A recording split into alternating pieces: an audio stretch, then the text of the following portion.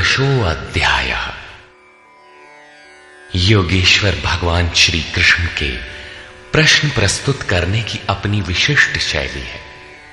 पहले वे प्रकरण की विशेषताओं का उल्लेख करते हैं जिससे पुरुष उसकी ओर आकर्षित हो। तत्पश्चात वे उस प्रकरण को स्पष्ट करते हैं। उदाहरण के लिए कर्म को लें। उन्होंने दूसरे अध्याय में ही प्रेरणा दी कि अर्जुन कर्म कर। तीसरे अध्याय में उन्होंने इंगित किया कि निर्धारित कर्म कर। निर्धारित कर्म है क्या? तो बताया यज्ञ की प्रक्रिया ही कर्म है। फिर उन्होंने यज्ञ का स्वरूप न बताकर पहले बताया कि यज्ञ आया कहां से और देता क्या है। चौथे अध्याय में 13-14 विधियों से यज्ञ का स्वरूप स्पष्ट किया जिसको करना कर्म है। यहां कर्म स्पष्ट होता है जिसका शुद्ध अर्थ है योग चिंतन, आराधना, जो मन और इंद्रियों की क्रिया से संपन्न होता है। इसी प्रकार उन्होंने अध्याय 9 में दैवी और आसुरी संपत्ति का नाम लिया। उसकी विशेषताओं पर बल दिया कि अर्जुन आसुरी स्वभाव वाले मुझे तुच्छ कहकर पुकारते हैं। हूं तो मैं भी मनुष्य शरीर के आधार वाला, क्योंकि मनुष्य शरीर में ही मुझे यह स्थिति मिली है। किंतु आसुरी स्वभाव वाले, मूढ़ स्वभाव वाले मुझे नहीं भजते, जबकि दैवी संपत्ति से युक्त भक्तजन अनन्य श्रद्धा से मुझे उपासते हैं। किंतु इन संपत्तियों का स्वरूप, उनका गठन अभी तक नहीं बताया गया। अब अध्याय 16 में योगेश्वर उनका स्वरूप स्पष्ट करने जा रहे हैं, जिनमें प्रस्तुत है पहले दैवी संपद के लक्षण। श्री भगवान वाच।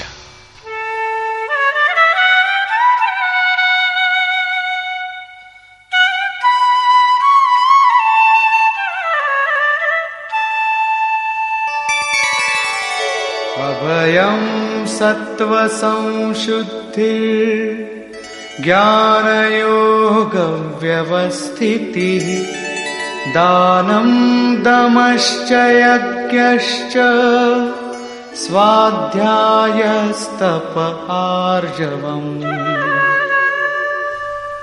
भय का सर्वथा अभाव, अंतःकरण की शुद्धता, तत्व ज्ञान के लिए ध्यान में दृढ़ स्थिति अथवा निरंतर लगन, सर्वस्व का समर्पण, इंद्रियों का भली प्रकार दमन, यज्ञ का आचरण, जैसा स्वयं श्री कृष्ण ने अध्याय 4 में बताया है।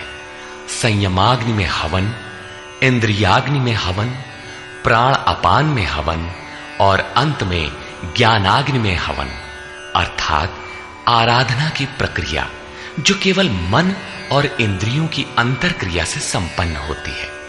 तिल, जौ, वेदी इत्यादि सामग्रियों से होने वाले यज्ञ का इस गीतोक्त यज्ञ से कोई संबंध नहीं है। श्री कृष्ण ने ऐसे किसी कर्मकांड को यज्ञ नहीं माना। स्वाध्याय अर्थात स्वस्वरूप की ओर अग्रसर कराने वाला अध्ययन। तप अर्थात मन सहित इंद्रियों को इष्ट के अनुरूप ढालना, तथा आर्जवम शरीर और इंद्रियों सहित अंतःकरण की सरलता। अहिंसा सत्यम क्रोधस् त्यागः शान्तिरपैशुनम् दया भूतेष्वलोलुप्त्वम् मार्दवम् ह्रीरचापलम्। अहिंसा अर्थात आत्मा का उद्धार, आत्मा को अधोगति में पहुंचाना ही हिंसा है। श्री कृष्ण कहते हैं, यदि मैं सावधान होकर कर्म में न बरतूं तो इन संपूर्ण प्रजा का हनन करने वाला और वर्ण संकर का कर्ता हूं। आत्मा का शुद्ध वर्ण है परमात्मा, उसका प्रकृति में भटकना वर्ण संकर है। आत्मा की हिंसा है और आत्मा का उद्धार ही अहिंसा है। सत्य, सत्य का अर्थ यथार्थ और प्रिय भाषण नहीं है। आप कहते हैं ये वस्त्र हमारा है, तो क्या आप सच बोलते हैं? इससे बड़ा झूठ और क्या होगा? जब शरीर आपका नहीं है, नश्वर है, तो इसे ढांकने का वस्त्र कब आपका है? वस्तुतः सत्य का स्वरूप योगेश्वर ने स्वयं बताया है कि अर्जुन, सत्य वस्तु का तीनों कालों में कभी अभाव नहीं है। ये आत्मा ही सत्य है, यही परम सत्य है। इस सत्य पर दृष्टि रखना, क्रोध का न होना, सर्वस्व का समर्पण, शुभाशुभ कर्म फलों का त्याग, चित्त की चंचलता का सर्वथा अभाव, लक्ष्य के विपरीत निंदित कार्यों को न करना, संपूर्ण प्राणियों में दया भाव, इंद्रियों का विषयों से संयोग होने पर भी उनमें आसक्ति का अभाव, कोमलता, अपने लक्ष्य से विमुख होने में लज्जा, व्यर्थ की चेष्टाओं का अभाव तथा तेज क्षमा धृति शौचम अद्रोहो नातिमानिता भवन्ति संपदं दैवीम् अभिजातस्य भारत। तेज जो एकमात्र ईश्वर में है, उसके तेज से जो कार्य करता है, महात्मा बुद्ध की दृष्टि पड़ते ही अंगुलीमाल के विचार बदल गए। ये उस तेज का ही परिणाम था जिससे कल्याण का सृजन होता है, जो बुद्ध में था।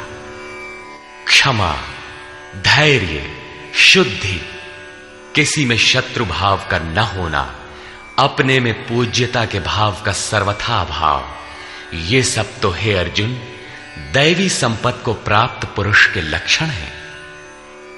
इस प्रकार कुल 26 लक्षण बताए, जो सब के सब तो साधना में परिपक्व अवस्था वाले पुरुष में संभव हैं और आंशिक रूप में आप में भी निश्चित हैं, तथा आसुरी संपत्ति से आप्लावित मनुष्यों में भी ये गुण हैं, किंतु प्रसुप्त रहते हैं, तभी तो घोर पापी को भी कल्याण का अधिकार है। अब आसुरी संपत्ति के प्रमुख लक्षण बताते हैं।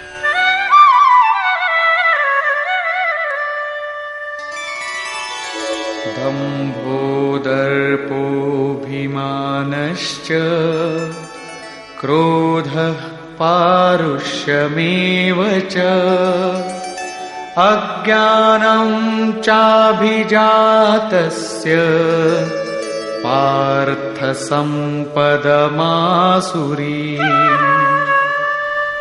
हे पार्थ, पाखंड, घमंड, अभिमान, क्रोध, कठोर वाणी और अज्ञान, ये सब आसुरी संपद को प्राप्त पुरुष के लक्षण हैं। दोनों संपदाओं का कार्य क्या है? दैवी संपद विमोक्षाय निबंधायासुरी मता मा शुच संपदं दैवी अभिजातोऽसि पांडव। इन दोनों प्रकार की संपदाओं में से दैवी संपत्ति तो विमोक्षाय, विशेष मोक्ष के लिए है, और आसुरी संपदा बंधन के लिए मानी गई है। हे अर्जुन, तू शोक मत कर, क्योंकि दैवी संपदा को प्राप्त हुआ है, विशेष मुक्ति को प्राप्त होगा, अर्थात मुझे प्राप्त होगा। वे संपदाएं रहती कहां हैं?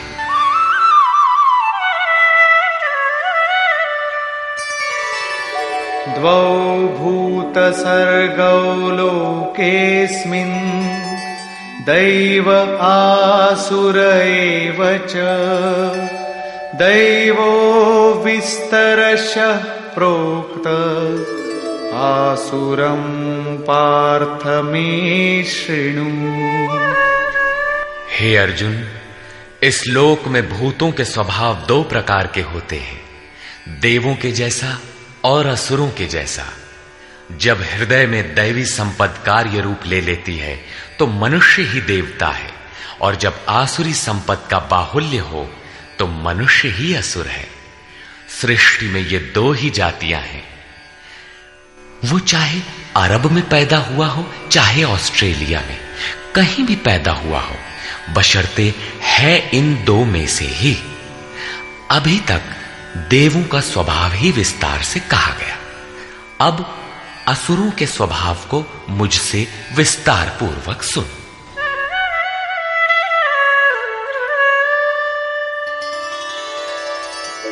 प्रवृत्तिञ्च निवृत्तिञ्च जना न विदुरासुराः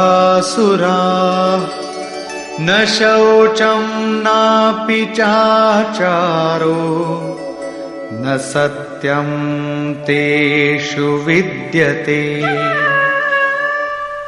हे अर्जुन, असुर लोग कार्यम कर्म में प्रवृत्त होने और अकर्तव्य कार्य से निवृत्त होना भी नहीं जानते, इसलिए उनमें न शुद्धि रहती है, न आचरण और न सत्य ही रहता है। उन पुरुषों के विचार कैसे होते हैं? असत्यम प्रतिष्ठं ते जगदाहुरनीश्वरम् अपरस्पर संभूतम् किमन्यत् काम हेतुकम्। वे आसुरी प्रकृति वाले मनुष्य कहते हैं कि जगत आश्रय रहित है, सर्वथा झूठा है और बिना ईश्वर के अपने आप स्त्री पुरुष के संयोग से उत्पन्न हुआ है, इसलिए केवल भोगों को भोगने के लिए है, इसके सिवाय और क्या है?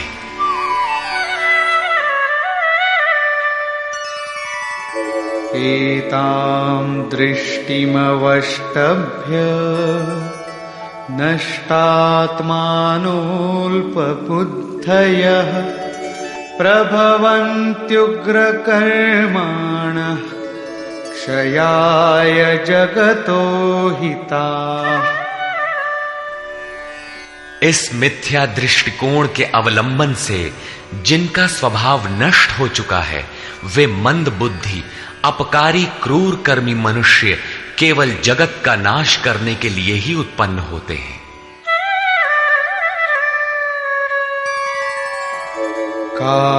काममाश्रित्य दुष्पूरम् दम्भमानमदान्विताः मोहाद् गृहीत्वात् सद्ग्राहान् प्रवर्तन्ते शुचिव्रताः। वे मनुष्य दंभमान और मद से युक्त हुए किसी भी प्रकार पूर्ण न होने वाली कामनाओं का आश्रय लेकर अज्ञान से मिथ्या सिद्धांतों को ग्रहण करके अशुभ तथा भ्रष्ट व्रतों से युक्त हुए संसार में बरतते हैं। वे व्रत भी करते हैं किंतु भ्रष्ट हैं।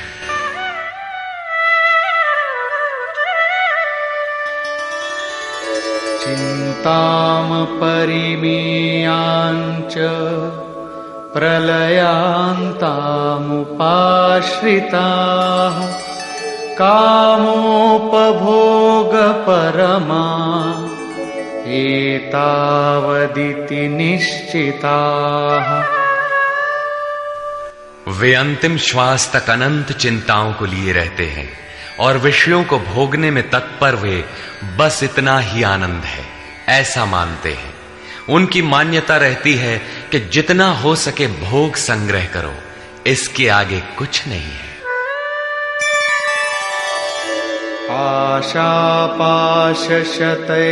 आशापाशशतैर्बद्धाः कामक्रोधपरायणाः ईहन्ते कामभोगार्थम् अन्यायेनार्थसंचयान्।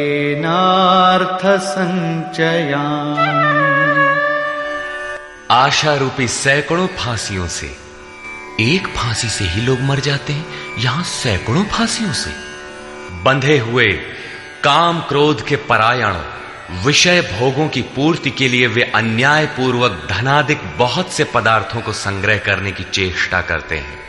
अतः धन के लिए वे रात दिन असामाजिक कदम उठाया करते हैं। आगे कहते हैं, इदमद्य मया लब्धम् इमं प्राप्स्ये मनोरथम् इदमस्तीदमपि मे भविष्यति पुनर्धनम्। वे सोचते हैं कि मैंने आज ये पाया है, इस मनोरथ को प्राप्त करूंगा, मेरे पास इतना धन है और फिर भी इतना हो जाएगा।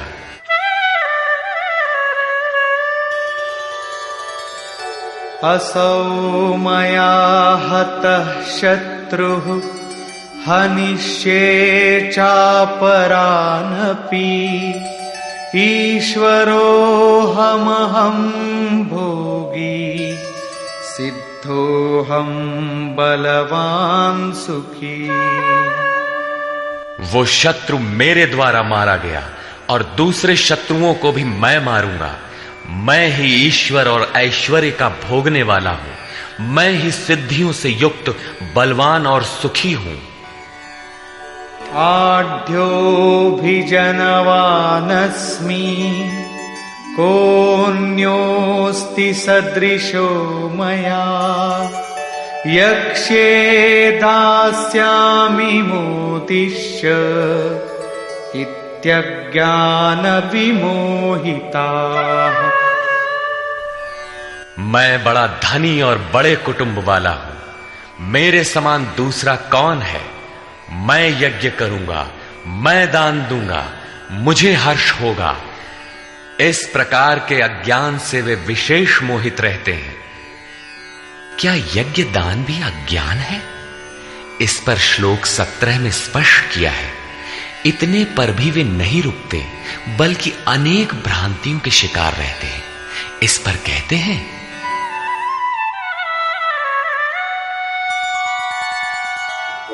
अनेक चित्त विभ्रांता मोहजाल समावृताः प्रसक्ताः कामभोगेषु पतन्ति नरकेषु च। अनेक प्रकार से भ्रमित हुए चित्त वाले, मोह जाल में फंसे हुए, विषय भोगों में अत्यंत आसक्त वे आसुरी स्वभाव वाले मनुष्य अपवित्र नरक में गिरते हैं। आगे श्री कृष्ण स्वयं बताएंगे कि नरक क्या है। आत्मसंभाविता स्तब्धा धनमानमदान्विता यजन्ते नाम यज्ञैस्ते दम्भेना विधिपूर्वकम्। अपने आप को ही श्रेष्ठ मानने वाले, धन और मान के मद से युक्त होकर वे घमंडी मनुष्य शास्त्र विधि से रहित केवल नाम मात्र के यज्ञों द्वारा पाखंड से यजन करते हैं। क्या वही यज्ञ करते हैं जैसा श्री कृष्ण ने बताया है? नहीं, उस विधि को छोड़कर करते हैं, क्योंकि विधि योगेश्वर ने स्वयं बताया है। अध्याय 4/24, 33 तथा अध्याय 6/10 से 17 तक।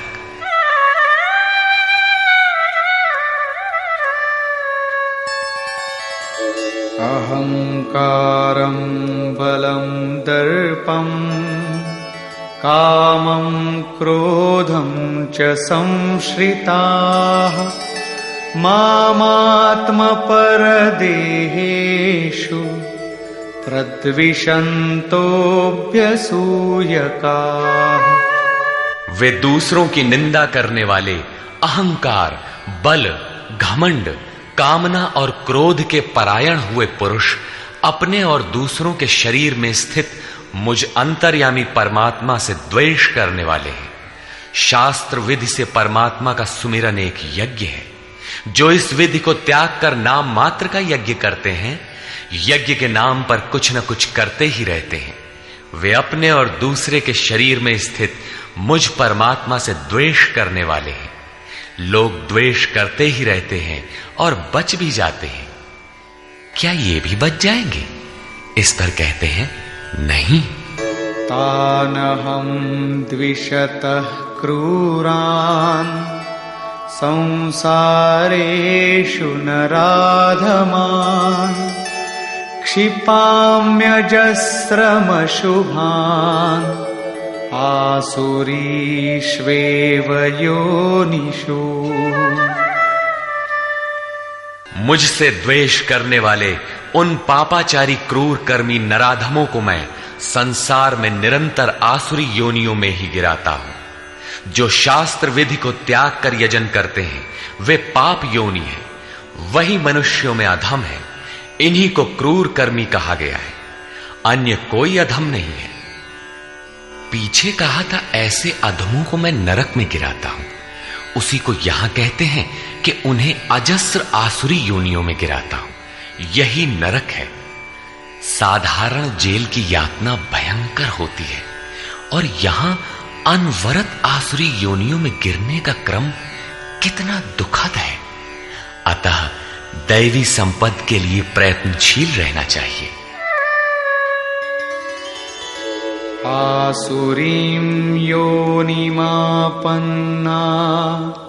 मूढ़ा जन्मनि जन्मनि मामप्राप्यैव कौन्तेय ततो यान्त्यधमां गतिम्।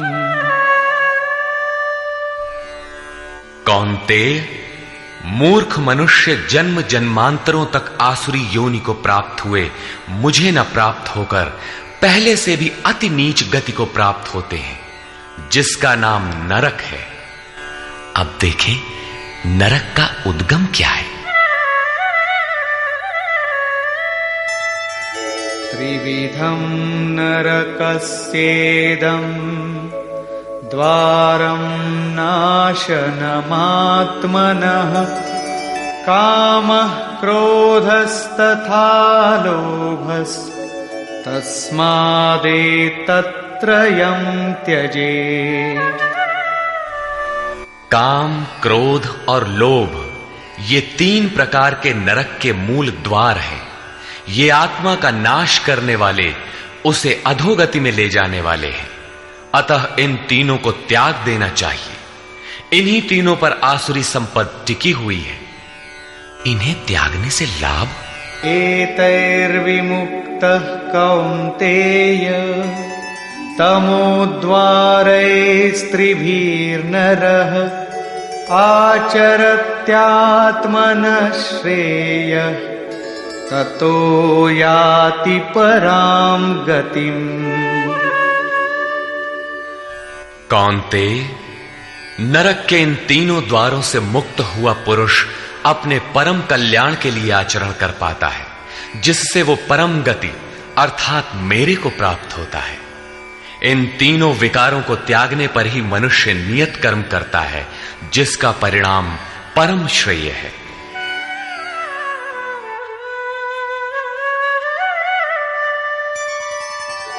यः शास्त्रविधिमुत्सृज्य वर्तते कामकारतः न स सिद्धिमवाप्नोति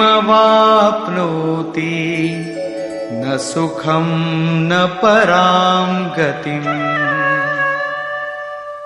जो पुरुष उपर्युक्त शास्त्र विधि को त्याग कर अपनी इच्छा से बरतता है, वो न सिद्धि को प्राप्त होता है, न परम गति को और न सुख को ही प्राप्त होता है। अर्थात वो शास्त्र इदम गुह्यतमम शास्त्रम, गीता स्वयं पूर्ण शास्त्र है, जिसे स्वयं श्री कृष्ण ने बताया है।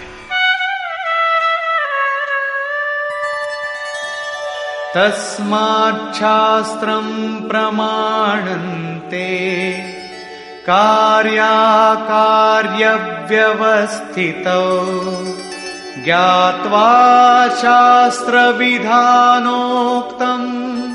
कर्म कर्तुमिहार्हसि। इसलिए अर्जुन, तेरे लिए इस कर्तव्य और अकर्तव्य की व्यवस्था में कि मैं क्या करूं क्या न करूं, इसकी व्यवस्था में शास्त्र ही एक प्रमाण है। ऐसा जानकर शास्त्र विधि से नियत किए हुए कर्म को ही तुझे करना योग्य है।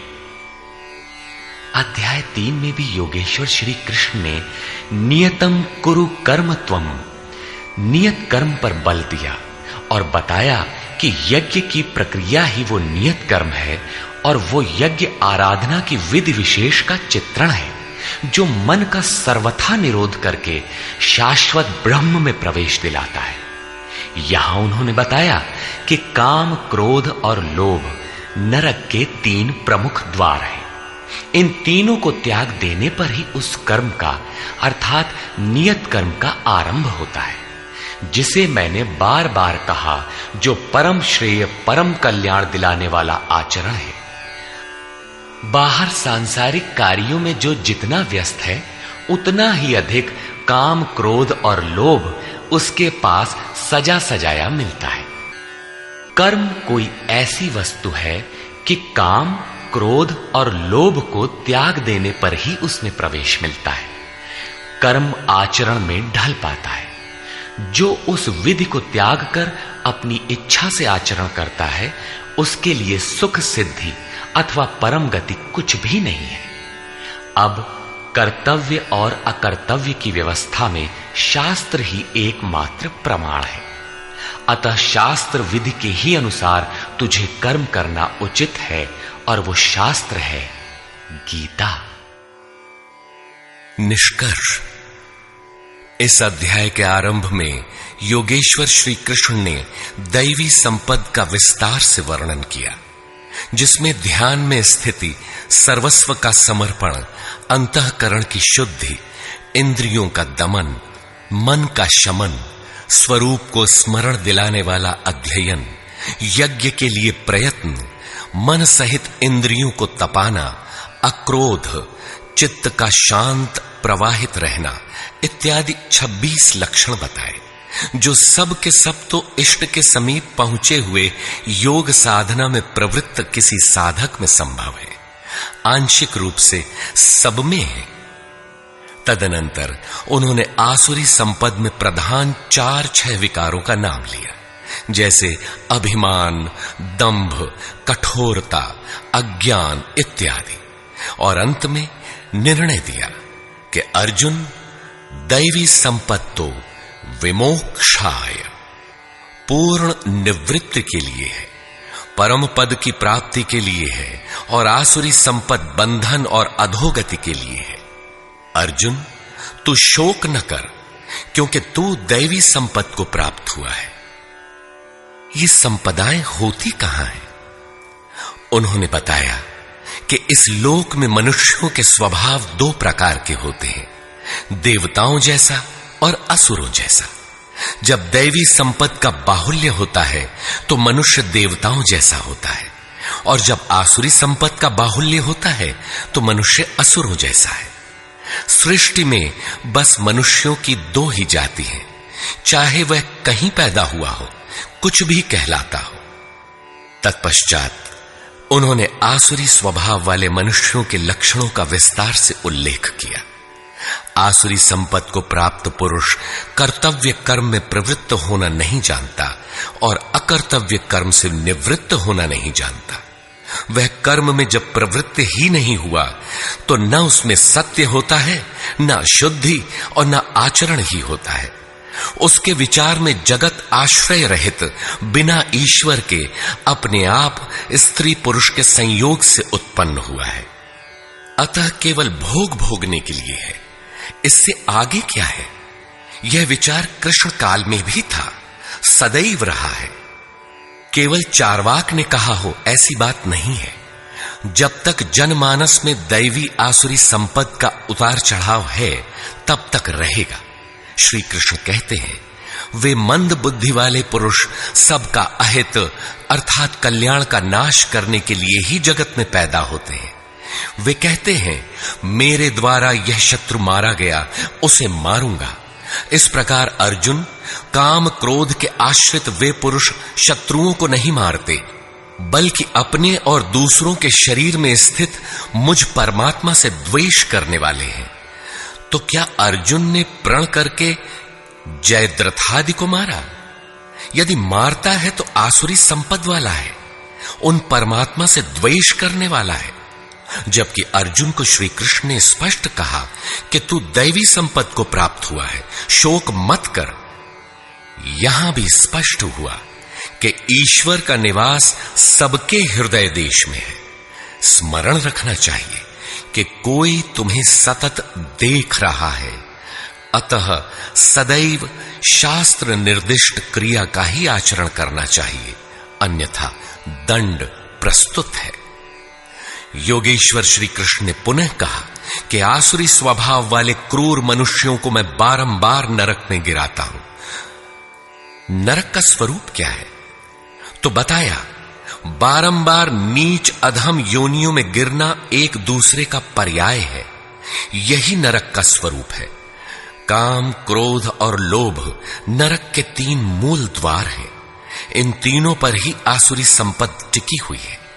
इन तीनों को त्याग देने पर ही उस कर्म का आरंभ होता है जिसे मैंने बार बार बताया है। सिद्ध है कि कर्म कोई ऐसी वस्तु है जिसका आरंभ काम, क्रोध और लोभ को त्याग देने पर ही होता है। सांसारिक कार्यों में मर्यादित ढंग से सामाजिक व्यवस्थाओं का निर्वाह करने में भी जो जितने व्यस्त हैं, काम, क्रोध और लोभ उनके पास उतने ही अधिक सजे सजाए मिलते हैं। वस्तुतः इन तीनों को त्याग देने पर ही परम में प्रवेश दिलाने वाले निर्धारित कर्म में प्रवेश मिलता है। इसलिए मैं क्या करूं, क्या न करूं, इस कर्तव्य और अकर्तव्य की व्यवस्था में शास्त्र ही प्रमाण है। कौन सा शास्त्र? यही गीता शास्त्र। किमन्ययी शास्त्र विस्तरई। इसलिए इस शास्त्र द्वारा निर्धारित किए हुए कर्म विशेष अर्थात यज्ञार्थ कर्म को ही तू कर। इस अध्याय में योगेश्वर श्री कृष्ण ने दैवी और आसुरी दोनों संपदाओं का विस्तार से वर्णन किया। उनका स्थान मानव हृदय बताया, उनका फल बताया। अतः ओम तत्सदिति श्रीमद् भगवद गीता सूपनिषत्सु ब्रह्म विद्यायाम योग शास्त्रे श्री कृष्णार्जुन संवादे दैवासुर संपद विभाग योगो नाम षोडशो अध्याय। इस प्रकार स्वामी अड़गड़ानंद कृत श्रीमद् भगवद गीता के भाष्य यथार्थ गीता का 16वां अध्याय पूर्ण होता है।